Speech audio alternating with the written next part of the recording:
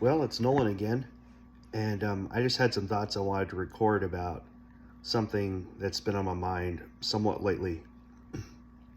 And yeah, I live in the United States, live in Alaska, and so it's sort of removed from mainstream USA, but nevertheless, we're still under the federal constitution, still under the federal government. Some of that's good, some of that's bad, but what I wanted to say was that there has been this debate going on for a long time, and it's been, you know, longer than I've been alive, and it has to do with gun control. And the arguments are often as follows: that one side wants to limit, or in some cases eliminate, firearms from private possession because of the risks, because of the violence, because we do have problems with mass shootings, we do have problems with gangs, we do have problems with people going off and doing stuff they shouldn't do with weapons that those people probably shouldn't be allowed to have. And that is an indisputable fact. The other side of it is that we do have a constitutional right to keep and bear arms, but that right was not written saying people are hereby granted the right to keep and bear arms. That isn't the way it's written. It is written in such a way that it says a well-regulated militia being necessary for the security of the free state, the right of the people to keep and bear arms shall not be infringed. So that law is written, that constitutional amendment, the Second Amendment, was written with the assumption that people have the right to keep and bear arms. The government is not allowed to touch or infringe upon that right. And infringe means to limit or legally undermine. So any types of laws that are designed to undermine, limit, or prohibit private citizens from owning and keeping weapons, it's just unconstitutional. You can't do it according to the law. So that's a problem in the sense that we have the Second Amendment, and there is no law, no meaningful gun control law you can pass that would not somehow run afoul of that. I can't think of any that would. So here's the issue here. The problem with shootings and the problem with violence, the underlying problem isn't the guns, it's the lawlessness. We trust law enforcement personnel to keep guns. We trust the Secret Service to keep guns. We trust, well, sort of. We trust people in the military to have guns. And we trust certain people to have guns. In any country where there are gun control laws, there are certain segments to varying degrees that are trusted within certain reason to keep guns. Even in communist China, the People's Army has weapons. They don't own those weapons personally. They can't take them home with them, but they have them. Another interesting example of firearms ownership is Switzerland. And in that case, there's a particularly unique scenario because they don't have a standing army.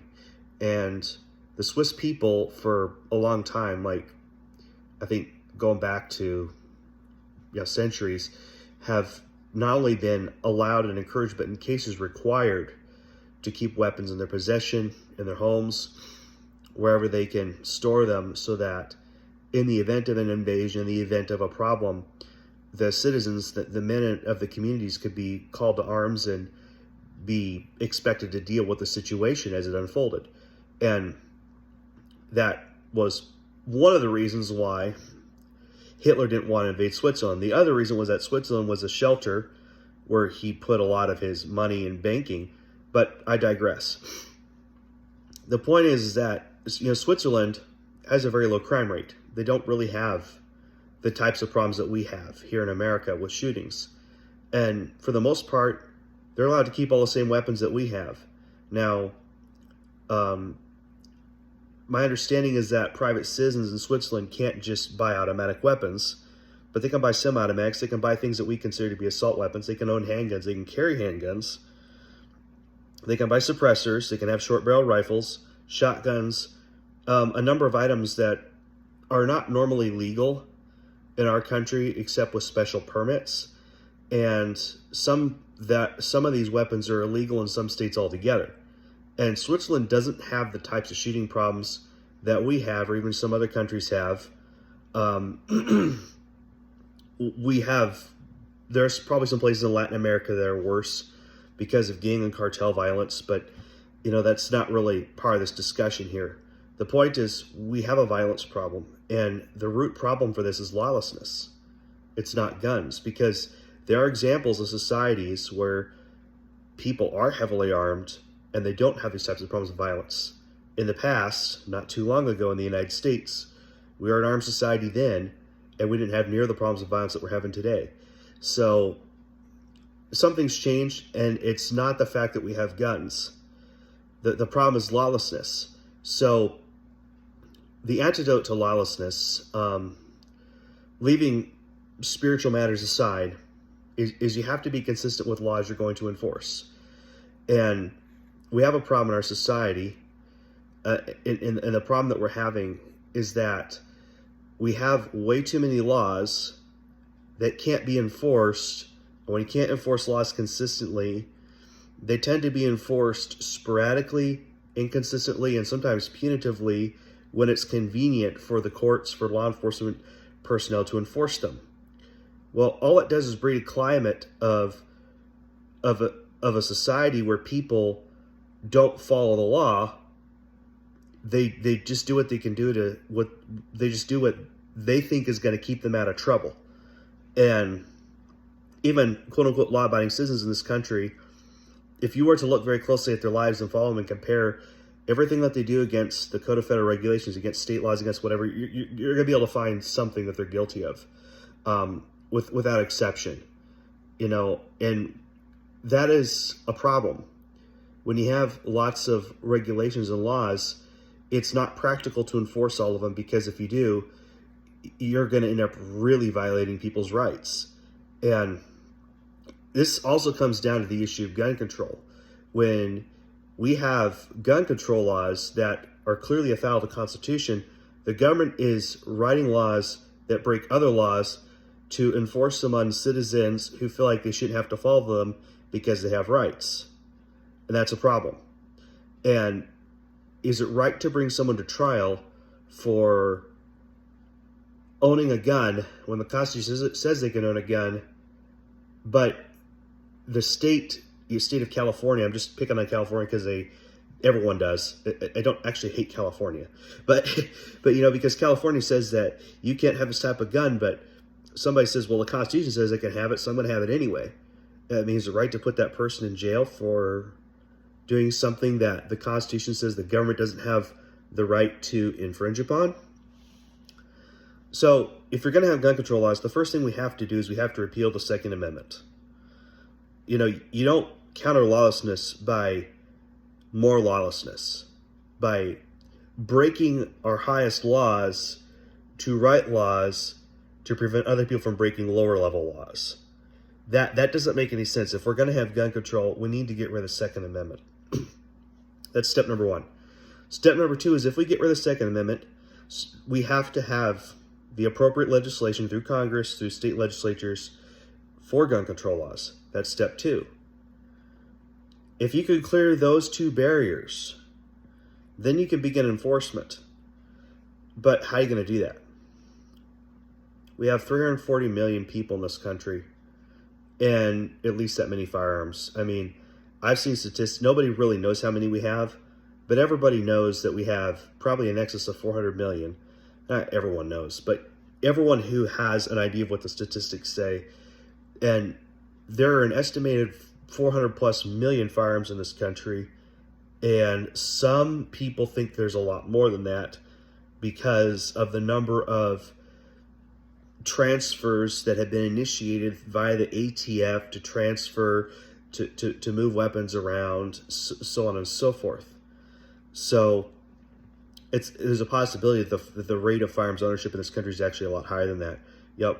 There's a common thread in gun culture where people just generally don't want to talk about the number of weapons they have, except maybe with other gun nuts. It's not something that we talk about publicly, unless we're on YouTube or an influencer or some spokesperson, because there is this idea that if we tell people how many guns we have, they may not trust us, or maybe the government's going to look at us more closely, Or maybe they're going to use that as an excuse to maybe take our rights away in the future. Well, maybe some of those fears are founded, maybe they're not. But let's suppose, for instance, that we actually do pass gun control legislation to get rid of everything that doesn't have a sporting purpose. Anything more than a bolt action rifle or pump action shotgun, we're just going to get rid of it and take them out of people's hands because people can't be trusted with it. This is assuming we've repealed the Second Amendment, we've written appropriate legislation. Now we actually have to collect those firearms, and then we have to dispose of them. And that calls into question, okay, we have other constitutional rights. We have protections against unreasonable searches and seizures. That's the Fourth Amendment. We have clauses in the Constitution that are theoretically supposed to prevent people from being deprived of life, liberty, or property except by due process of law. So that, if you guys have been following this stuff with civil asset forfeiture, and I haven't been following it too closely, but what I heard of it isn't good. It's unconstitutional. It's wrong. It's corrupt. It should not be happening the way it's happening for that very reason. And I would even go so far as say is that the IRS, the way they're collecting taxes right now, unless somebody has actually broken a law, you shouldn't be allowed to just garnish their wages and garnish their property and put liens against them unless it's actually gone through a due process court proceeding and saying this person didn't file his taxes, he didn't pay his taxes, he broke the law, this is how much we think he owes, therefore you need to place a judgment against this person. With the IRS and our tax structure, there is no due process. So this kind of contributes to the general culture of lawlessness that we have in our country, and it comes from our government from the top down. This isn't a debate about whether or not we should be paying taxes. That isn't the point. My issue is with the legal means, or in cases, the lack of legal means that we have for dealing with some of these things. And we have developed a pattern of basically just skirting around laws that are inconvenient for governing our people, and in doing so have created other problems. So if we're going to have gun control, in order for it to be effective, it has to be enforceable, because a lot of people just aren't going to turn their guns in. Even if you repeal the Second Amendment and had gun control laws, a lot of people just aren't going to do it because it doesn't suit their purposes. And let's just face it, we Americans are a rowdy group. Nobody's gonna do that willingly. So unless you can actually enforce it, it's kind of pointless, because an unenforceable law isn't effective. I mean, just look at how well people abide by the speed limits. Unless you've got cops on the road with radar guns writing tickets, there's not going to be a whole lot of compliance out there. People are going to run 5, 10, 15 miles an hour over the speed limit. And you know what? It's not just the United States. I've been through Canada a few times. They do the same thing there. And there's even less enforcement of speed limits in the rural areas. And people are just basically ignore them. So unless you can actually enforce the law and enforce it consistently, it's kind of pointless to even have the law, because what you're going to have is you're going to have some group of people who follow the law because of their conscience or whatever, and others are going to be like, it's not that important, I'm not going to do it. And that's when you have problems. Because if you have people that abide by the gun control laws, and they're the law-abiding, conscientious citizens, and the criminals don't abide by gun control laws, guess who that puts at a disadvantage? And if your government isn't actually enforcing the gun control laws effectively to ensure that bad actors don't have them or don't have ready access to them, private citizens become sitting ducks. And that's a really big problem. So not only have you violated people's rights by, maybe after getting rid of the Second Amendment, you can't argue that they have a constitutional right to have guns, but the process you would execute to actually ensure that people don't have guns would violate other rights, because now you're going door to door, now you're searching people's property, now you're confiscating things from people, now you're coercing them. You're doing other things that are prohibited under the Constitution and under our tradition of common law to enforce a law that you had to repeal a right in the Constitution to enforce in the first place. So it's really hard for me to think of any scenario where gun control laws could be reasonably, maybe not reasonably is a bad word, effectively enforced without abridging other people's rights. And so you're going to make law-abiding people, you're going to make average people, people who have no criminal intent, maybe they're a bit rowdy, maybe they speed on the highway, but they're not going to go out killing people. And in general, they're decent people. You're going to end up punishing them, and the criminals are going to slip through the cracks. Or maybe you just won't. Maybe you'll just call it the honor system, and you're going to have a scenario like you had in Canada where some people turn their guns in, some people register, some people just put their guns away and acted like they never had them and didn't say anything. And that was a problem for many years in Canada. Because they're like, well, okay, what guns? So they didn't want to tell you when they had them. They didn't want to just give them up. They're like, well, maybe someday they'll become legal again. We can get them out and play with them. I don't know. I don't know what their thinking was. But, despite their reputation for being polite, and they are, for the most part, they aren't necessarily that much different from us. They still have independent streaks, much like we do, much like any free people ever has. People are notoriously hard to subjugate. So unless you're actually going to have an effective strategy at enforcing a gun control law or any number of gun control laws, and unless your means of enforcement is somehow not infringing upon people's rights, the laws are pointless, ineffective, and unjust. And besides, do you really want to disarm people and leave them sitting ducks for criminals and bad actors and potentially a rogue government? I hate to bring that up. But history is a teacher there. This isn't me trying to say I hate the U.S. government. This is me acknowledging historical realities that disarmed people usually lack the means to push back against a tyrannical government should they have one. And I think that's important for us to understand. I think it's important for us to realize, I don't like the mass shootings. I hate it. I hate it. Every time I see someone mishandle a firearm, it drives me nuts. We've had, I know people who have been injured or killed in firearms accidents. There's a scenario up here a while back I read in the paper where, somebody left their gun, was it like a 454 Casull or 44 Magnum, some big bore pistol that was supposed to be used for bear protection, was just left on the kitchen table. And somebody's kid came in the house and got a hold of the gun and shot themselves and shot himself and killed himself. And it was an accidental situation, but it didn't need to happen. Whenever I hear about stuff like that, it makes me angry because, I grew up with a culture of gun safety. I was taught how to handle them properly. And my dad didn't let me handle guns by myself until he was convinced I could handle them properly. So it's not something I take lightly. It's not something anyone should take lightly. Guns do have the power to kill. That's the point. That's what guns are made for. Yes, they were made to kill.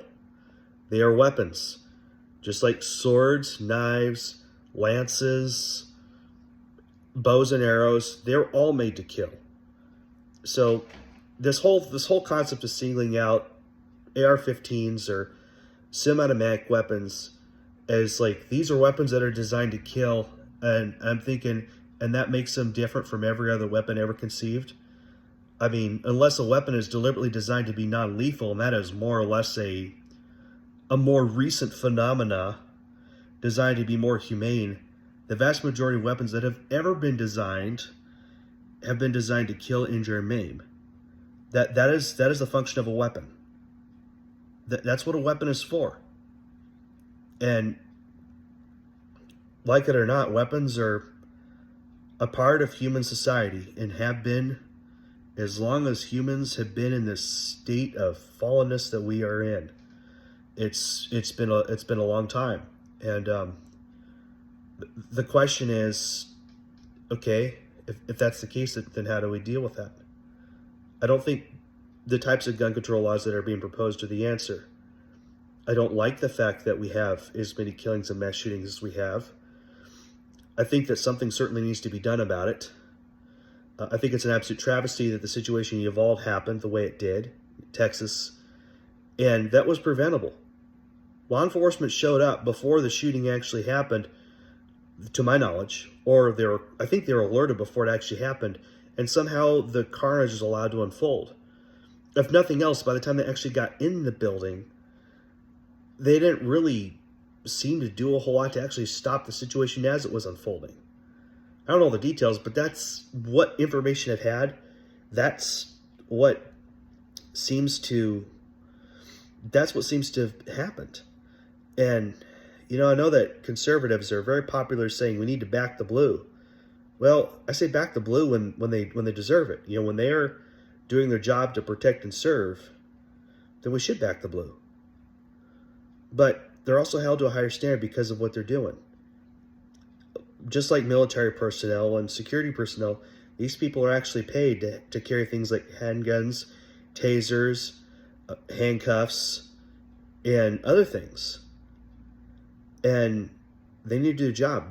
They're out there to enforce the law. They're out there to protect and serve. So there are many good cops in the world, and I know some of them. But there also appear to be some bad actors too. And like I said, lawlessness is our problem right now. It's not guns. It's not the access to guns, although maybe for some groups of people that is an issue. But that can be dealt with without broadly infringing on people's rights to keep and bear arms. And just consider that for a minute before you start saying we need more gun control, we need to get rid of assault weapons. Consider what you're saying. Consider what you're proposing. Consider what has to happen to make that a reality. And then ask yourself, is this the way we want to go? Because I think once you think it through, and when you get past the emotional reaction saying we just need to get rid of the guns, I think when you actually start thinking it through and understanding, oh, that means the government's going to have to search my house to make sure I don't have guns. That means that, my neighbors can snitch on me if they hear me talking about something. They think I have an illegal weapon, and that means the government can come look. And there have been a number of situations more recently where the government got the wrong idea and kicked somebody's door down. As it turned out, there was nothing. I really don't want to further that sort of thing. I really don't want that to continue to be a problem. So think about it. Think about the situation, and maybe there are alternatives that we can propose and think about for securing schools, for securing buildings, for securing places. Maybe your gun nut neighbor has some ideas, and maybe we could talk about things without starting flame wars over this. I hope we can move forward on this without stomping on people's rights as citizens of this country and as citizens of a free republic. That ain't right.